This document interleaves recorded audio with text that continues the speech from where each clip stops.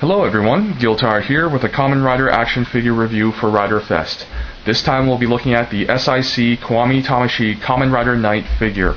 This figure was originally released in September of 2009 for 1,200 yen, or roughly $14 American. The figure actually sold out some time ago, and Bandai, the company that produces these figures, actually re-released this figure in July of this year, so about a month ago. Now the figure itself here is not really in a normal scale range. It's not within the 5 to 6 inch range of action figures that are pretty much the most common size these days. Nor is it small enough to be within the 3.75 inch range of figures that, for example, Marvel Comics superhero characters can be found these days.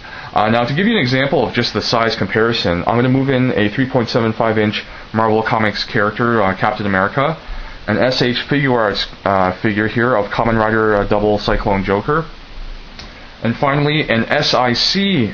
action figure here of Kamen Rider Ixa.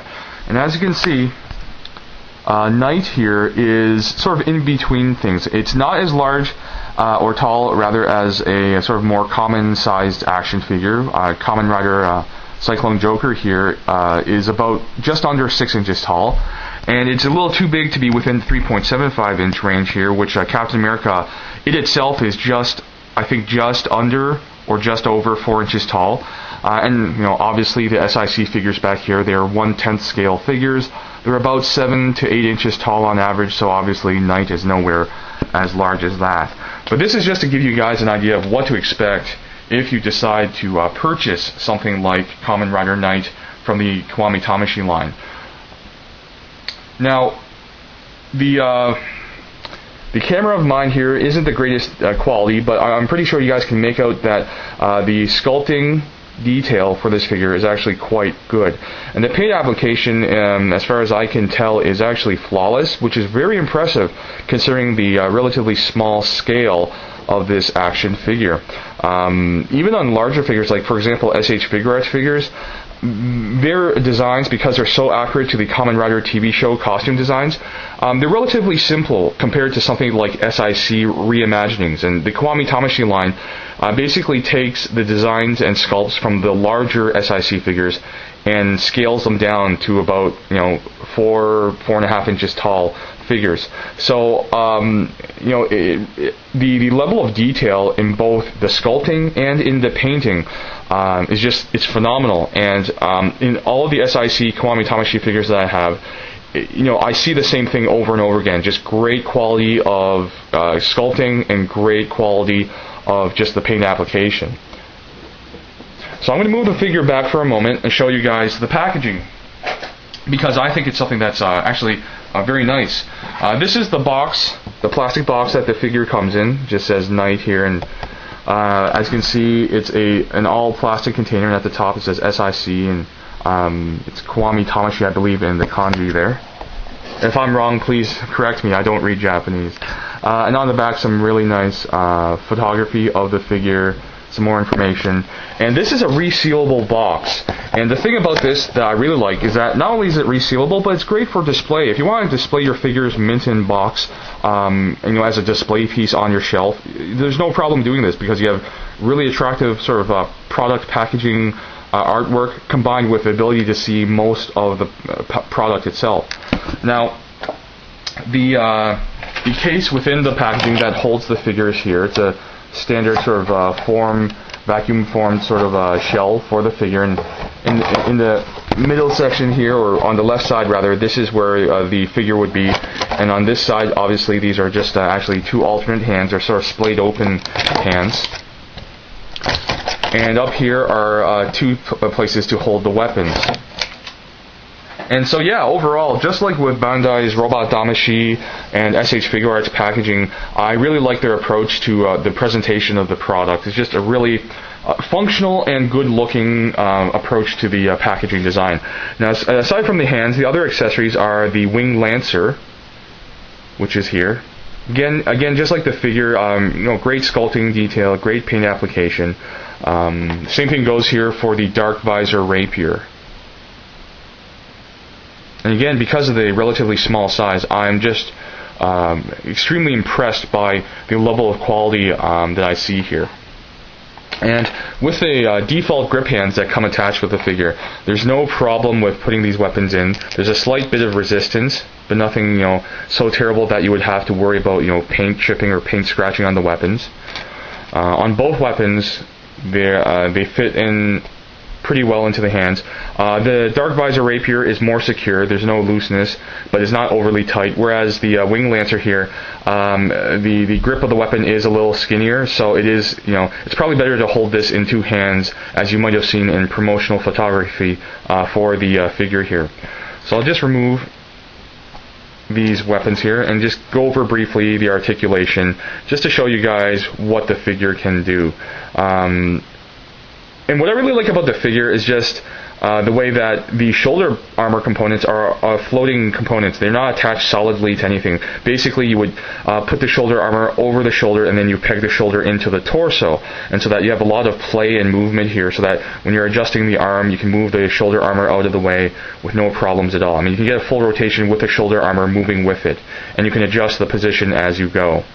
Now, one thing you might be concerned about is just the fact that it's a really great paint application and stuff and great details, but I guess if you move around the parts a little too much, you might get into the risk of sort of paint scratching or paint chipping. But so far, this is a really great figure for just playing around with. Now, even though it has good articulation, it's not the greatest. It's not as good as SH Figuarts, which pretty much are the pinnacle of Bandai's Kamen Rider figure line with respect to articulation ability. They just have the best articulation that I'm aware of for those type of figures. However, the S.I.C line, especially the Kiwami Tamashii line, have pretty darn good articulation ability these days as well. With the more modern figures, there's really no problems at all as far as I can see. So, that being said, that's pretty much all the details there. Let's get into the pros and cons of this figure. I'll start off with the pros. Pretty straightforward. Again, like I mentioned earlier a couple of times, just extremely good detail for the sculpting, the mold, the design of the figure. Just a really interesting and, in my opinion, great sort of reimagining of the Kamen Rider Knight costume design. The paint applications are flawless. The details are just so minute and crisp and clear. Like, if you see this in person, I'm pretty sure you'll be astounded by what Bandai has pulled off in this action figure. And the articulation is actually, in my opinion, really good. Like I said earlier, you can pretty much get any pose you need.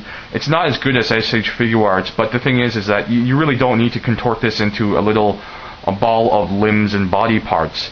Great articulation is fine and dandy, but to be honest, as good as my SH Figuarts figures are for posing, I really have never needed to push them to the limits with respect to their articulation ranges. So, from what I can see, a Knight here can strike a naturalistic kneeling pose, and that's actually something of a challenge for most action figures. It seems kind of odd that such a mundane task, kneeling, would be one of the benchmarks that I have for action figures. But the two things I look for in action figures to test their posing ability is, can they kneel in a natural way, like Kamen Rider Knight here, and can they stand with their legs apart somewhat, with the soles of their feet flat on the surface. I mean, those to me are some things that are really rare in action figures with posability. It's only within the last couple of years that we've seen action figures be able to do things like that on a semi-regular basis. And so yeah, like the Kamen Rider Knight figure here is as good as I think it needs to be with respect to articulation and posability.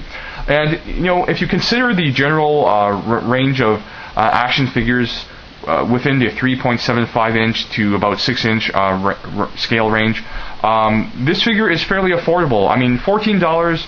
Yeah, it is it is on the high end compared to local American toys that you could buy, or local toys that people can buy in other parts of the world like Canada, England, and so on and so forth. But for the few extra dollars, you're getting like much more value in it, in my opinion. For the quality of the product, $14 is, in my opinion, when you compare it to like a $5 to $10 3.75 inch figure that you can buy elsewhere, $14, just a few dollars extra, to me isn't that much more. And again, you're getting a lot for what you're paying. Now, for the cons, I'm going to have to flip on to the whole price point issue. Again, yeah, I think it's worth it, but a lot of people are just looking at things like the Marvel 3.75-inch figures, or like G.I. Joe figures here, for example, Snake Eyes, and they say, well, I can get this for like $5. I have to pay nearly 3 times the price for Kamen Rider Knight here, or another S.I. Kiwami Tamashii figure. And you know what? Rightfully so. You're looking at something that's around 3 times the price for just the price of the figure. Because these are Japanese products, most people watching my reviews will probably have to import these through online store or a local hobby shop, and the shipping cost does play a role in some extra price you have to pay.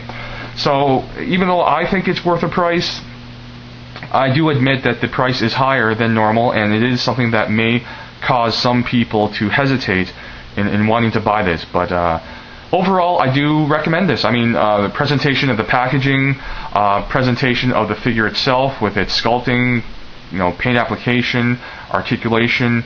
I think just overall, I think for most people this is definitely worth a buy. If you're a Kamen Rider fan, if you're somebody who's looking for something a little different and a little new for your action figure toy collection, try out the Kiwami Tamashii line. It's surprisingly impressive in many ways, and like I said before, you get what you pay for. So you pay a few dollars extra, and actually, I'm going to take that back. You don't get what you pay for. You get much more than what you pay for in this case, in my opinion. I think it's just a really high-level quality product. So that's my review of S.I.C. Kiwami Tamashii Kamen Rider Knight for Rider Fest. I hope you guys enjoyed it and got something out of it. And as usual, thank you very much for watching, and I'll see you guys at the next Rider Fest video.